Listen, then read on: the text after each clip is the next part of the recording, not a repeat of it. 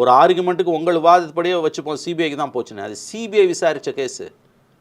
நீங்கள் கிரெடிட் எடுத்துக்கிறதுக்கு அதில் என்ன இருக்குது? முதல்ல நீங்கள் உங்கள் நிர்பந்தத்தால் தான் வந்ததுன்றதே வந்து உங்களை மாதிரி மாதர் சங்கங்கள் இருந்தன, அகில இந்திய மாதர் சங்கம் இருந்தது, பப்ளிக் ப்ரெஷர் இருந்தது, எல்லாம் கரெக்டு. சிபிஐக்கு போன பிறகு நீங்கள் கிரெடிட் எடுத்துக்க முடியாது. எந்த லாஜிக்கும் இல்லாமல், அதாவது எல்லாத்துக்கும் நாங்கள் தான் காரணம்.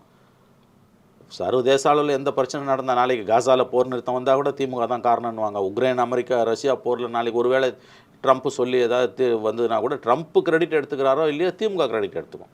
அந்த மாதிரி எங்கே எது நல்லது நடந்தாலும் இவங்களுக்கு தான் வந்து கிரெடிட்டு, எங்கே எது கெட்டது நடந்தாலும் இவங்களுக்கும் அதுக்கும் சம்மந்தம். இவங்க ஆள்ற மாநிலத்தில் இவங்க தலைநகரத்தில் எவ்வளோ அட்டூழியங்கள் நடந்தாலும் அதுக்கும் இவங்களுக்கும் சம்மந்தமே கிடையாது. ஆகவே அதுதான் ஒரு போக்கு. அதுவும் எலெக்ஷன் டைமில் நாங்கள் தான் இதுக்கு எல்லாத்தையும் நாங்கள் தான் செஞ்சு முடித்தோன்னு இவங்க கிரெடிட் எடுத்துப்பாங்க.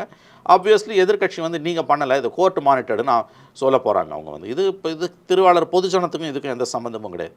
நாடு முழுவதும் பெண்களுக்கு எதிரான குற்றங்கள் அதிகரித்து கொண்டிருக்கும் போது திராவிட மாடல் ஆட்சியிலையும் அது அதிகரித்து கொண்டு தான் இருக்குது. அதை பற்றி பேசுங்க. இந்த ஒரு ஜட்ஜ்மெண்ட்டை வச்சு நீங்கள் வந்து உங்களுக்கு நீங்களே மாலை போட்டுக்கிறதுக்கு எதுவுமே இல்லை. ஆனால் நீங்கள் அதை தான் செய்வீங்க. இது அருவருப்பான அரசியல், அப்பட்டமான பச்சையான வாக்கு வங்கி அரசியலில் தான் திமுக ஈடுபட்டிருக்கு. அதையே தான் அதிமுகவும் செய்து தூத்து மேமேன்னுவாங்க. ரெண்டு பேரும் வந்து மாறி மாறி வந்து நாங்கள் தான் காரணம், நீங்கள் காரணம் இல்லைன்னு அவங்க சொல்லுவாங்க. இந்த விளையாட்டு வந்து தொடரும். இன்னும் ஒரு வாரத்துக்கு தொடரும் இது.